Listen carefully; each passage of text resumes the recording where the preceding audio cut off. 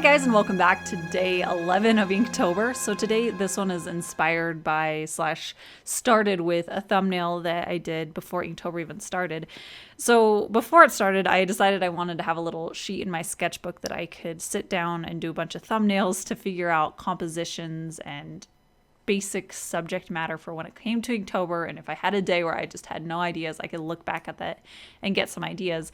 And it was really fun doing it all on its own because I did these really, really tiny thumbnails with a micron pen, like I mentioned. I'll actually show the thumbnail that I'm working off of up in the corner, but yeah, it was really fun to do, and I actually really love some of the shapes and the graphic flatness that I got in the thumbnail.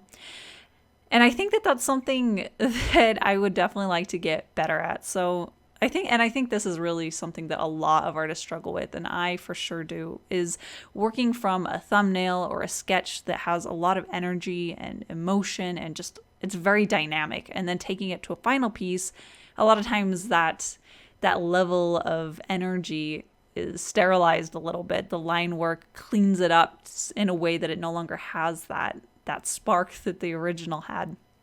And I definitely struggle with that. Mostly I struggle with where I feel like I have a sketch that's really interesting or a thumbnail that I really love, and then I transfer it over and it doesn't have those elements anymore. And I'm like, well, where along the way did that get lost? But I think it mostly comes from when I'm sketching or doing thumbnails, I'm a lot more loose, but when I'm doing a finalized version, all the line work, it all ties into where it needs to go. There's no rough, energetic line work. There's not these emotional things that are happening. It's just very cleanly defined. So I think the biggest issue is that I'm coming from a very sometimes, and this one actually isn't except for from the thumbnail, but sometimes I'll work off of a sketch that has these extra lines, and it just creates a really dynamic look to it. And I may not actually be focusing on those errant lines, but I think overall it gives me the impression that it overall looks really dynamic. But then when I turn it into a final piece, it looks a lot more cleaned. And I think that the reason is really it just comes down to the fact that I see it as an overall piece when it's sketched.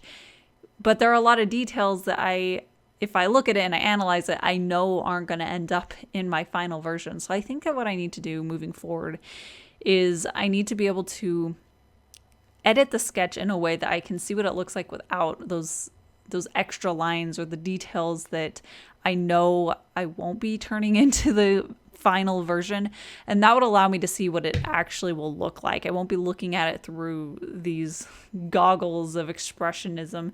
I'll be looking at it strictly what's going to be turned into the final, and I think that will allow me to take a second and think, okay, do I need those details? And if I do, how can I incorporate that into how I'm going to execute it?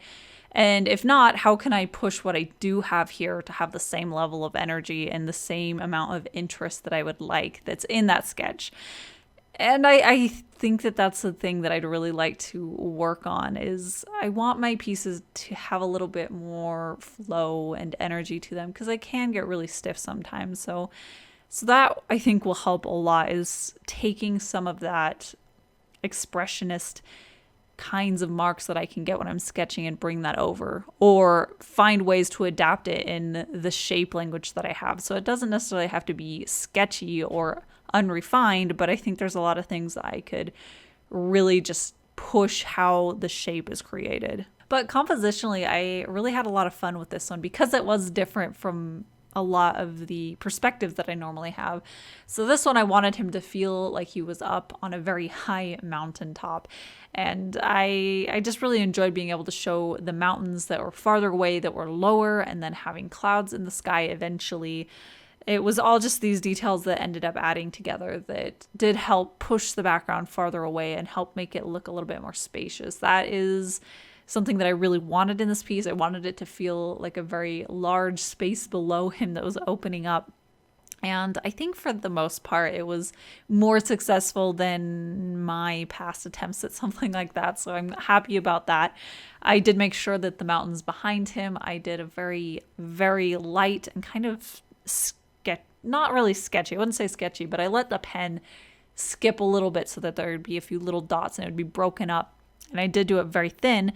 That way it would have a much more receded look to it. And I love using line work to really show when things are closer up or farther away like this. So the things that are a lot closer are all inked with clean, bold line work, and then a lot thicker around, say, the bottom to emphasize a shadow area. But for things that are farther away, I like to do a lighter line work. In fact, I did a little bit with even his legs, where his left leg is closer to the camera and it's actually a little bit in perspective. So I did that line work a little bit darker, and then his second leg was a little bit lighter on the line work. I also really pushed it a little bit with the flags. It was a detail that I added kind of last at the very end of my sketching, and I like it a lot because it's fading behind the mountains, which really pushes this overlapping shapes, which does help give a lot of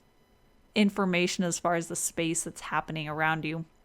And I have been trying to be more aware of ways that I can overlap shapes. It's something that does not come naturally to me. I tend to look at pieces very flatly. And the last, I feel at least a year, I've been really trying to focus on that, to pay attention to it, and try to look at things in a more three-dimensional way. So I'm always trying to think of ways that I can overlap shapes, because that is an instant thing that really just pushes one shape behind the next. It is really, really easy to enact something like that immediately gives a piece a lot more dimension than it has without. So for this one, there's a few overlapping shapes, and it doesn't really even take a lot for it to push it. It doesn't take a lot of overlapping. So I have the rocks in the front that is overlapping his shoe just a little bit, and then I have the whole mountain that he's sitting on is overlapping the next mountain range behind it, and then I have those flags that are tucking down behind the mountains again and behind the character as well. So those all just really help push these different levels within the piece. But that is still something that I have a long way to go as far as getting better at and studying and learning. I look at some artists that are just absolutely phenomenal at creating these really dimensional pieces that have so much depth in them that it looks like they're this real world that exists inside there.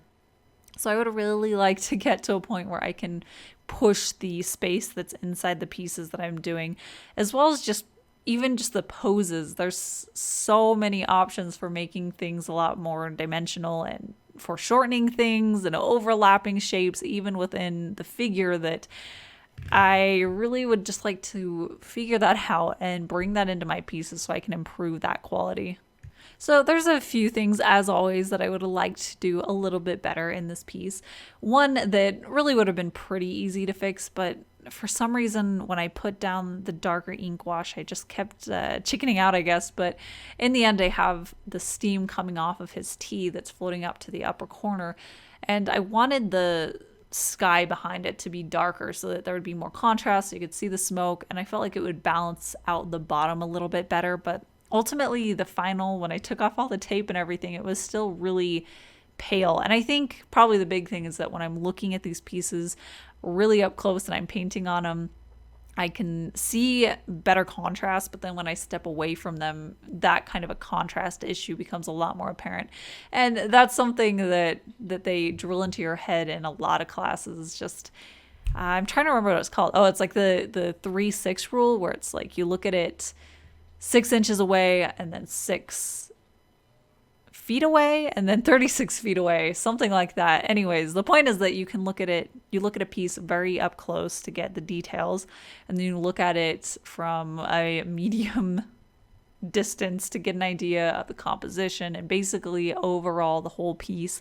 And then you step really far back, and that's when you can start seeing values and how those are laid out. And I think that overall these pieces, I need to step back a little bit more. I kind of get into it and I forget to give myself a little bit of time to analyze it.